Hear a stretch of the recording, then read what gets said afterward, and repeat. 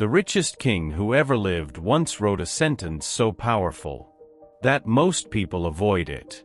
Not because it is complicated, but because it is uncomfortable. In the book of Ecclesiastes, King Solomon reveals a truth about life, success, and happiness that could completely change how you see your future. Solomon was not just a king. He was the wisest man of his time, and possibly the wealthiest. He had everything people spend their lives chasing: power, riches, influence, knowledge, pleasure. And yet, near the end of his life, he wrote one of the most honest books in the entire Bible. A book not about victory, but about reality. That book is Ecclesiastes. Ecclesiastes is not a comfortable book. It does not promise instant success or endless happiness. Instead, it asks difficult questions. What is the point of success? Why do we chase things that don't satisfy? What actually gives life meaning? And hidden among these reflections is a verse most people read, but rarely absorb. Ecclesiastes 7 verse 2. It is better to go to a house of mourning than to go to a house of feasting. For death is the destiny of everyone.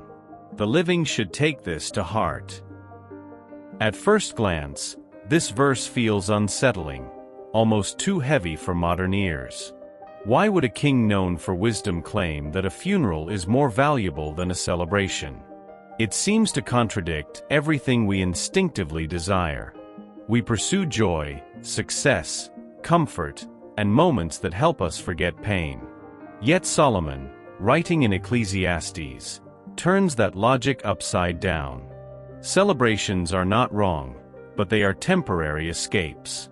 In a room filled with laughter, music, and abundance, it is easy to believe life will always continue this way. Nothing forces reflection. Nothing interrupts the illusion of permanence. But a house of mourning is different. There, illusions collapse. Titles, wealth, status, and achievements lose their power. Everyone stands equal before the same undeniable reality: life ends. Solomon is not praising sorrow, he is revealing perspective. He had seen palaces, armies, treasures, and pleasures beyond imagination. Yet none of those things could shield him from the passage of time. A funeral confronts us with questions parties never ask. What did this person's life truly mean? What will remain after we are gone? How are we using the days we still have? In that quiet, uncomfortable honesty, wisdom begins. If Solomon were alive today, he might be shocked by how perfectly his warning describes our world. Never before have human beings had so many ways to stay distracted. Screens glow day and night. Notifications compete for our attention. Entertainment is endless, instant, and personalized. We can scroll for hours without ever facing silence, or ourselves. The deeper question of purpose is buried under constant stimulation. We are also driven by relentless pressure to achieve. Success is measured in followers, income, recognition, and productivity. We are taught to keep climbing, keep producing, keep comparing. But few people pause long enough to ask the question Solomon forces into the open: what is all this for? Without reflection, it is possible to spend decades building a life that looks impressive, yet feels empty. Understanding that life is temporary changes the equation completely. Suddenly, urgency shifts from accumulating more to appreciating what already matters. Relationships become priceless because time with people cannot be stored or replaced. Meaning outweighs material gain because possessions cannot accompany us beyond this life. Inner peace becomes more valuable than public approval because applause fades quickly, but a clear conscience endures. When the illusion of endless time disappears, clarity takes its place. Few people in history were as qualified as King Solomon to test whether success can satisfy the human soul. He possessed wealth beyond calculation, influence across nations, and access to every pleasure available in his era. If money, power, or luxury could secure lasting fulfillment, he would have found it. Yet his writings in Ecclesiastes reveal a sobering discovery. None of those achievements slowed the march of time or filled the deeper emptiness of the heart.